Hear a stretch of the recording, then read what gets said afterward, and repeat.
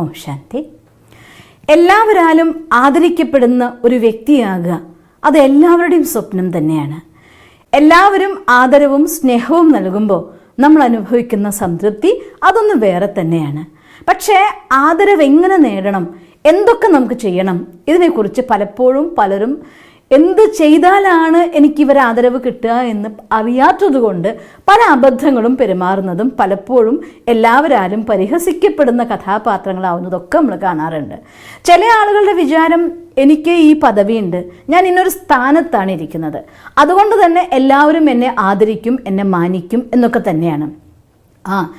ആദരിക്കണമെങ്കിൽ, ഒരു ഓർഗനൈസേഷൻ്റെ ഹെഡ് ആണെങ്കിൽ, ഒരു ഓഫീസിലെ ബോസ് ആണെങ്കിൽ, ആ ബോസിൻ്റെ സ്ഥാനത്ത് നിങ്ങളോട് ആദരവോടെ പെരുമാറിയേ പറ്റൂ, നിങ്ങളോട് സ്നേഹത്തോടെ പെരുമാറിയേ പറ്റൂ എന്ന് കരുതി മറ്റുള്ളവരുടെ ഹൃദയത്തിൽ നിങ്ങളോട് ആദരവുണ്ടോ, അതുകൊണ്ട് മാത്രം ഒരിക്കലും നടക്കാറില്ല.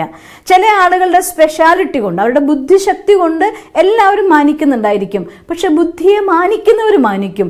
ആസ് ആൻ ഇൻഡിവിജ്വൽ നിങ്ങളെല്ലാവരും മാനിച്ചോളെന്ന് പറയാനില്ല. അതുകൊണ്ട് ഇന്ന് ഞാൻ നിങ്ങൾക്ക് തരാൻ പോകുന്ന കുറച്ച് tips, as an individual extra ordinary ഒന്നും ആവണ്ട, സാധാരണയിൽ സാധാരണ മനുഷ്യനായിട്ട് ജീവിക്കുമ്പോഴും എല്ലാവരുടെയും സ്നേഹവും ആദരവും നേടാൻ വേണ്ടിയുള്ളതായിരിക്കുന്ന കുറച്ച് കാര്യങ്ങൾ. ഈ കാര്യങ്ങൾ നമ്മൾ ശ്രദ്ധിക്കുകയാണെങ്കിൽ സിമ്പിളായിക്കൊണ്ട് നിങ്ങൾക്ക് ജീവിതത്തെ മുന്നോട്ട് കൊണ്ടുപോകാനും സാധിക്കും. അതിൽ ഒന്നാമത്തെ പോയിന്റാണ് ദയാലുവാകുക എന്നുള്ളത്. ബി കൈൻഡ് എന്ന് വെച്ചാൽ അർത്ഥം മറ്റൊരാളോട് സ്നേഹത്തോടെ പെരുമാറിയത് കൊണ്ട്.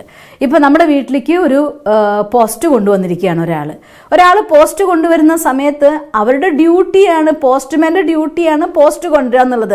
എന്താ പോസ്റ്റ് വന്നേ, അത് വാങ്ങി ഇങ്ങോട്ട് പോകുന്നു. അതിനൊപ്പം തന്നെ ഒരു താങ്ക് യു, ഒരു 2 വാക്ക്, ഒരൊറ്റ ശബ്ദം, അത്രയല്ലേ ഉള്ളൂ, താങ്ക്സ്, ഓ താങ്ക് യു കേട്ടോ എന്നൊരു വാക്കൊന്ന് പറഞ്ഞു നോക്കിയാൽ നിങ്ങൾ ആ കേൾക്കുന്നവർക്ക് എന്തുമാത്രം സന്തോഷം ഉണ്ടാവും എന്നറിയോ. ഒരു കാര്യം ഒരാളോട് ചോദിക്കണമെങ്കിൽ, യെസ്, നിങ്ങളുടെ താഴെ ഒരാളോട് ഒരു കാര്യം ചോദിക്കാനാണ് നിങ്ങൾ പോകുന്നത്, അഥവാ നിങ്ങൾ അധികാരിയാണ് അവിടുത്തെ, നിങ്ങൾ താഴെയുള്ള ആളടുത്ത് ഒരു കാര്യം ചെയ്യാൻ വേണ്ടി പറയുകയാണ്. 2 വിധത്തിൽ പറയാലോ. ഒന്നുകിൽ നമുക്ക് ആജ്ഞയായിട്ട് അതിങ്ങോട്ട് എടുക്കൂ, അതിങ്ങോട്ട് വെക്കൂ എന്നൊക്കെ പറയാം. അതല്ലാന്നുണ്ടെങ്കിൽ ഒന്ന് വരുമോ, എന്ന് വെക്കുമോ എന്ന് നമുക്ക് ചോദിക്കാം. ഏത് കേൾക്കുമ്പോഴാണ് നിങ്ങൾക്ക് മനസ്സിന് കൂടുതൽ സുഖം? തീർച്ചയായിട്ടും എനിക്കറിയാം എല്ലാവരും പറയും ഒന്ന് വെക്കുമോ, ഒന്ന് തരുമോ എന്ന് ചോദിക്കുമ്പോൾ അവരല്ല അധികാരി, നിങ്ങൾ തന്നെയാണ് അധികാരി. പക്ഷേ അവർക്ക് നിങ്ങൾ ഈക്വൽ റെസ്പെക്റ്റ് കൊടുത്തതിൻ്റെ തുല്യമായിട്ടുള്ള റിക്വസ്റ്റ് എന്ന് പറയുന്നത്, അതല്ലെങ്കിൽ പ്ലീസ് ഒന്ന് ചേർത്ത് നോക്കിയോക്കെ, പ്ലീസ് അതൊന്നും ഇങ്ങോട്ട് എടുത്തു തരുമോ എന്ന് ചോദിച്ചാൽ തരണ്ടാന്ന് വിചാരിക്കുന്നവർ പോലും, അഥവാ നിങ്ങളെ സഹായിക്കാൻ മനസ്സില്ലാത്ത ആൾക്കാർ പോലും ഈ രീതിയിൽ നമ്മൾ റിക്വസ്റ്റ് ചെയ്യുന്ന സമയത്ത് വളരെ ഈസി ആയിക്കൊണ്ട് നമ്മളോട് സ്നേഹവും തോന്നും, അവർക്ക് ആദരവും തോന്നും. കാരണം ആദരവ് അത് ചോദിച്ചു വാങ്ങേണ്ട ഒന്നല്ല, പിടിച്ചെടുക്കേണ്ട ഒന്നല്ല, കൊടുക്കുമ്പോൾ വന്നു ചേരുന്ന ഒന്നാണ് ആദരവ് എന്ന് പറയുന്നത്. പിന്നെ നിങ്ങൾക്ക് അധികാരം ഉണ്ടാവായിരിക്കാം, നിങ്ങൾ ആ വീട്ടിലെ നാഥനാവായിരിക്കാം, നാഥയാവായിരിക്കാം എന്ന് കരുതി ഞാൻ അധികാരത്തിൽ ഇരുന്നു കൊണ്ട് ആ അവസ്ഥയിൽ മറ്റുള്ളവരോട് സംസാരിക്കാതെ മര്യാദയായിട്ട് സ്നേഹത്തോടെ റെസ്പെക്റ്റോടെ വിനയത്തോടെ നിങ്ങൾക്ക് സംസാരിക്കാൻ കഴിയുമെങ്കിൽ ഒന്നാമത് മനസ്സിനെ ജയിച്ചിരിക്കും. രണ്ടാമത് എല്ലാവർക്കും ആദരവ് കൊടുക്കാനായിട്ട് നമ്മൾ പഠിക്കണം. എന്നുവെച്ചാൽ അർത്ഥം പെരുമാറുന്നത് ആദരവോടെ പെരുമാറാനായിട്ട് നമ്മൾ പഠിച്ചിരിക്കണം. നമുക്ക് എന്തെങ്കിലും ഒരു കാര്യം, ഒരു ഹെൽപ്പ് ആരുടെയെങ്കിലും കയ്യിൽ നിന്ന് എടുക്കണം എന്നുണ്ടെങ്കിൽ അതിനെ ഇത് ഹെൽപ്പാണെന്നുള്ള ഭാവത്തോടു കൂടി പറഞ്ഞു എന്ന് കരുതിയിട്ട് നമ്മൾ ഒരിക്കലും താഴുവൊന്നുമില്ല. അവർക്ക് കൊടുക്കേണ്ട റെസ്പെക്റ്റ് നമ്മൾ കൊടുക്കണമെന്നേ ഉള്ളൂ. അപ്പം അതുകൊണ്ട് ആ സന്ദർഭത്തിൽ അവർ എൻ്റെ ജൂനിയർ ആയിട്ടുള്ള ആളല്ലേ, അവരെനിക്ക് തരേണ്ടതല്ലേ, അല്ലെങ്കിൽ അവരിപ്പോൾ എൻ്റെ സ്റ്റാഫല്ലേ, അവരെനിക്ക് ചെയ്തു തരേണ്ടതല്ലേ, അതവരുടെ കർത്തവ്യമല്ലേ, കടമയല്ലേ, ഈ ഇത്തരം ഭാവങ്ങളെ മാറ്റിയിട്ട് പ്രത്യേകിച്ചും നമ്മുടെ ഫാമിലിയിലുള്ളിൽ ഞാൻ പലപ്പോഴും കണ്ടിട്ടുണ്ട്.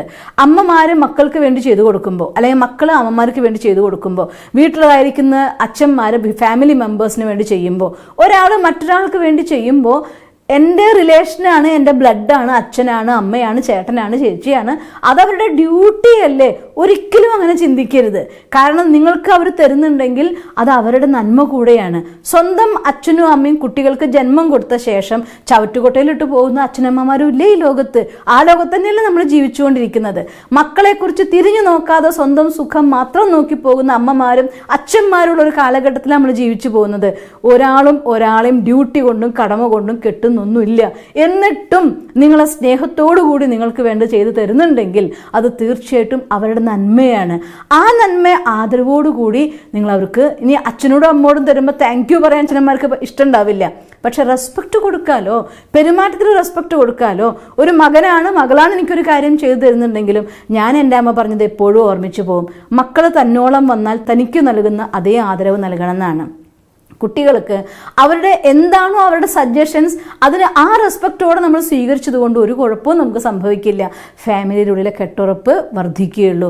ഒരു ഓഫീസിലാണെങ്കിൽ അവിടെയുള്ളതായിരിക്കുന്ന ജൂനിയർ സീനിയർ എന്നതായിരിക്കുന്ന ഡിഫറൻസ് ഒഴിവാക്കിക്കൊണ്ട് എല്ലാവർക്കും റെസ്പെക്റ്റ് കൊടുത്ത് നിങ്ങൾക്ക് പെരുമാറാൻ കഴിയുമെങ്കിൽ നിങ്ങളുടെ ഓഫീസ് നിങ്ങൾക്കൊരു ജോലി സ്ഥലമല്ല, നിങ്ങൾക്കൊരു സന്തോഷത്തിൻ്റെ എൻജോയ്മെൻറ്റിൻ്റെ പ്ലേസ് ആയിട്ട് ഒരു വർഷിപ്പാക്കി നിങ്ങൾക്ക് മാറ്റാൻ സാധിക്കും. അവിടുത്തെ അന്തരീക്ഷം നിങ്ങൾക്ക് സന്തോഷവും സമാധാനവും തരുന്നതായിരിക്കും. ഈവൻ എന്തെങ്കിലും ഒരു വീട്ടിലൊരു പ്രോബ്ലം ഉണ്ടായിട്ട് ആ ഭാരം കൊണ്ട് നമ്മൾ ഓഫീസിൽ എത്തുകയാണെങ്കിൽ പോലും നിങ്ങൾക്ക് ഇങ്ങനൊരു അന്തരീക്ഷം ക്രിയേറ്റ് ചെയ്യാൻ നിങ്ങളുടെ ജോലി സ്ഥലത്ത് സാധിച്ചിട്ടുണ്ടെങ്കിൽ ആ അന്തരീക്ഷത്തിൽ എത്തുമ്പോൾ നമ്മുടെ മനസ്സ് ശാന്തമായി പോകും. അതുകൊണ്ട് റെസ്പെക്റ്റ് കൊടുക്കുക എന്നുള്ളത് അനിവാര്യമാണ്. മൂന്നാമത്തെ കാര്യം, നമ്മളൊരാളൊരു കാര്യം നമ്മളോട് പറയുമ്പോൾ അത് കേൾക്കാൻ പഠിക്കണം എന്നാണ്. ഒരാൾ കാര്യം പറയുമ്പോഴത്തേക്കും നിങ്ങൾ അത് പറഞ്ഞു പൂർത്തിയാക്കാൻ അനുവദിക്കാതെ, പല ആളുകളും ഒരാൾ നമ്മളൊരു കാര്യം പറയാൻ വരുമ്പോഴത്തേക്കും അവരോട് എന്താണ് ഇതല്ലേ ഇപ്പം അവർ പറയാൻ വരുന്നുണ്ടാവുക, അത് കാരണം കൊണ്ട് ഇതെൻ്റെ ഉത്തരം, എൻ്റെ ഉത്തരം ഉള്ളിൽ മെനഞ്ഞുകൊണ്ട് ആ കാര്യം കേൾക്കും. അപ്പോൾ ഒരിക്കലും ഏത് ഭാവത്തോടെ ഭാവനയോടെ എന്ത് ഫീലിങ്ങിലാണ് അവർ സംസാരിച്ചത് അത് നമുക്ക് ഉൾക്കൊള്ളാൻ സാധ്യമല്ല. അതുകൊണ്ട് ആദ്യം നമുക്ക് വേണ്ടത് ഒരാളൊരു കാര്യം നമ്മളോട് സംസാരിക്കുമ്പോൾ കേൾക്കാനുള്ളൊരു മനസ്സ്. അതിനൊരു കാര്യം നിർബന്ധമായിട്ട് പ്രാക്ടീസ് ചെയ്തേ പറ്റുള്ളൂ, വിനയം. എൻ്റെ ഉള്ളിൽ വിനയം ഉണ്ടെങ്കിൽ, അല്ലെങ്കിൽ ഇപ്പോൾ അവർ പറയുന്ന കാര്യം എനിക്കിപ്പോൾ എന്താ കേൾക്കേണ്ട കാര്യമുള്ളത്, അവർ പറഞ്ഞത് ഇപ്പോൾ കേട്ടിട്ടാണോ ഞാൻ ഇങ്ങനെ ആയത്, ഈ രീതിയിൽ നിരവധി ചിന്തകൾ നമ്മുടെ മനസ്സിൽ വരും. ഇത് അഹങ്കാരത്തിൻ്റെ ചിന്തകളാണ്. അതുകൊണ്ട് അതിനെ ഒഴിവാക്കിയിട്ട് ഒരാൾ നമ്മളൊരു കാര്യം സംസാരിക്കുമ്പോൾ ശ്രദ്ധയോടെ കേൾക്കാൻ നിങ്ങൾക്ക് സാധിക്കുമെങ്കിൽ തീർച്ചയായിട്ടും അവിടെ തന്നെ നിങ്ങൾ അവർ റെസ്പെക്റ്റ് കൊടുക്കലായി. പിന്നെ വേറൊരു കാര്യം എന്ന് വെച്ചാൽ, നമ്മളൊരാൾ സംസാരിക്കുന്ന സമയത്ത് ഇന്നത്തെ ലോകത്ത് ഏറ്റവും വലിയൊരു ഫോൾട്ടായി ഞാൻ കാണുന്നതാണ്, അവർ സംസാരിച്ചുകൊണ്ടിരിക്കുന്നതിൽ ഇടയ്ക്കിടയ്ക്ക് ടെക് ടെക് എന്ന് മൊബൈലിൽ ഒരു മെസ്സേജ് വന്നതേ. അപ്പോൾ ഉടനെ അവർ പറയുന്നുണ്ടാവും കാര്യം എന്ന് പറഞ്ഞുകൊണ്ടിരിക്കും, തന്നെ മൊബൈൽ എന്താ മെസ്സേജ് വന്നത് എന്താ കാര്യം നോക്കിക്കൊണ്ടിരിക്കും. ഇതിനേക്കാൾ വലിയൊരു അനാദരവ് നിങ്ങളോട് സംസാരിക്കുന്നവർക്ക് കൊടുക്കാനില്ല. അതുകൊണ്ട് മൊബൈലിൽ മെസ്സേജ് വന്നിട്ടുണ്ട്, അർജൻറ്റ് നോക്കണം, 10 മിനിറ്റ് ഒന്ന് നോക്കട്ടെ, ഇത് അർജൻറ്റ് മെസ്സേജ് എന്ന് പറഞ്ഞിട്ട് ചെയ്തോളൂ. അതല്ലെങ്കിൽ അവരെ നിങ്ങൾ തികച്ചും നെഗ്ലക്റ്റ് ചെയ്യലാണ്. അതുകൊണ്ട് ആ രീതിയിൽ ചെയ്യരുത്. പിന്നെ മാത്രമല്ല, മൊബൈലിൽ മെസ്സേജ് ഇട്ടുകൊണ്ട് കാര്യങ്ങൾ ചെയ്തുകൊണ്ട് ഒരു കോൾ അറ്റൻഡ് ചെയ്യാന്ന് വെച്ചാൽ അർത്ഥം നിങ്ങൾ എതിരെ നിൽക്കുന്ന ആൾ, നിങ്ങളോട് സംസാരിച്ചു കൊണ്ടിരിക്കുന്ന ആൾ, അവരെത്ര വേണ്ടപ്പെട്ടവരാണെങ്കിലും അല്ലെങ്കിലും ഒരിക്കലും ഹൃദയത്തോടെ അവരോട് കേൾക്കാനും നിങ്ങൾക്ക് കമ്മ്യൂണിക്കേറ്റ് ചെയ്യാനും സാധ്യമല്ല. പലപ്പോഴും നിങ്ങളോട് പറഞ്ഞ കാര്യം എന്താണെന്ന് അത് കഴിഞ്ഞ് ഓർമ്മ പോലും നിങ്ങൾക്ക് ഉണ്ടായിക്കൊള്ളുന്നില്ല. അതുകൊണ്ട് അങ്ങനെയുള്ള രീതിയിലൊന്നും അനാദരവോടെ ചെയ്യരുത്. ഒരാൾ സാധാരണ നമ്മുടെ ഒരു ഓഫീസിലോ അല്ലെങ്കിൽ വീട്ടിലോ ഒരു ചെറിയൊരാൾ വലിയൊരാളോട് സംസാരിക്കുകയാണ്, അതിലിടയ്ക്ക് ഇവരെക്കാൾ വലിയ ഇമ്പോർട്ടൻ്റ് ആയിട്ടുള്ള വേറൊരാൾ വരികയാണെങ്കിൽ സ്വാഭാവികമായിട്ട് ഇവരെ തഴഞ്ഞ് അവരോട് സംസാരിക്കുക. അത് ചെയ്യരുത്. അങ്ങനെയാണോ ഈ കാര്യത്തിൽ, എന്നാൽ ശരി അങ്ങനെ നമുക്ക് ചെയ്യല്ലേ എന്നൊന്ന് ഫുൾ സ്റ്റോപ്പ് ചെയ്യൂ, ഒന്ന് അവസാനിപ്പിക്കൂ, എന്നിട്ട് അടുത്ത ആളോട് സംസാരിക്കൂ. അല്ലെങ്കിൽ ഇവർക്ക് ഭയങ്കര അപമാനം ഫീൽ ചെയ്യും. ആ ഫീൽ ചെയ്യുന്നല്ല, അതൊരു അപമാനിക്കുന്നതിന് തുല്യമായിട്ട് മാറും. അതുകൊണ്ട് അങ്ങനെയുള്ളതായിട്ടുള്ള പെരുമാറ്റത്തിന് ഒഴിവാക്കണം. പിന്നെ കുറച്ച് ഈസി ആവാൻ നമ്മൾ ശ്രമിക്കണം. ഈസി ആവും തോറും നമ്മുടെ ക്രോധം നമുക്ക് നിയന്ത്രിക്കാൻ പറ്റും. ഈസി ആയില്ല എങ്കിൽ എങ്ങനെയാണ് ഈസി ആവുന്നത്? എല്ലാ കാര്യവും ഒരിക്കലും നമ്മുടെ ഇഷ്ടപ്രകാരം നടക്കില്ല. അത് നിങ്ങൾ അണ്ടർലൈൻ ചെയ്ത് ഓർമ്മിച്ചോളൂ. നമ്മുടെ ജീവിതത്തിലെ എല്ലാ കാര്യങ്ങളും എല്ലാ സാഹചര്യങ്ങളും ഒരിക്കലും നമ്മുടെ ഇഷ്ടത്തിന് നടക്കില്ല. കാരണം നമ്മൾ മാത്രമല്ല ഈ ലോകത്ത് ജീവിക്കുന്നത്. ഈ ലോകത്ത് ജീവിക്കുന്നവരെല്ലാ മനുഷ്യന്മാരും അവരുടേതായിട്ടുള്ള മനസ്സ്, അവരുടേതായിട്ടുള്ള ചിന്ത, അവരുടേതായിട്ടുള്ള ശൈലി. ചിലർ വളരെ ഫാസ്റ്റായിട്ട് ചെയ്യും, ചിലർ വളരെ സ്ലോ ആയിട്ട് ചെയ്യുന്നവരായിരിക്കും. നിങ്ങൾ സ്ലോ ആയിട്ട് ചെയ്യുന്ന ഒരാളെ കൊണ്ട് ഫാസ്റ്റാക്കി ചെയ്യിപ്പിക്കാൻ നോക്കിയിട്ട് അവർ ചെയ്യാൻ പോകുന്നതിൻ്റെ കാര്യത്തിൻ്റെ പെർഫെക്ഷൻ കൂടി ഇല്ലാതാവുകയുള്ളൂ. പറഞ്ഞിട്ട് ഒരു രക്ഷയുണ്ടാവില്ല നിങ്ങൾക്ക്, മറിച്ച് നിങ്ങൾ വെറുതെ ദേഷ്യപ്പെടുകയും ചെയ്യും. ബെറ്റർ ഐഡിയ, അവർക്ക് അങ്ങനെ സമയത്തെ ചെയ്യാൻ കഴിയുള്ളൂ എന്ന് കണ്ടാൽ കുറച്ച് നേരത്തെ പറഞ്ഞിരിക്കും ആ കാര്യം ചെയ്തു വെക്കാൻ. എന്നിരുന്നാലും ആ സമയത്ത് പോയിട്ട് ഇനി അങ്ങനെ പറയാൻ പറ്റിയിട്ടില്ല എന്നുണ്ടെങ്കിൽ നിങ്ങൾക്ക് അവരെക്കാൾ 10 ഇരട്ടി ഫാസ്റ്റായിട്ട് ആ കാര്യം ചെയ്യാൻ പറ്റുമെങ്കിൽ ഡു ഇറ്റ്. നിങ്ങൾ പറയാൻ പോകണ്ട, എന്നിട്ട് അവരെ വിഷമിപ്പിക്കാതെ ഇങ്ങനെ കുറച്ച് നമ്മുടെ ഉള്ളിൽ തന്നെയാണ് നമ്മൾ അഡ്ജസ്റ്റ്മെൻറ്റ് കൊണ്ടുവരേണ്ടത്.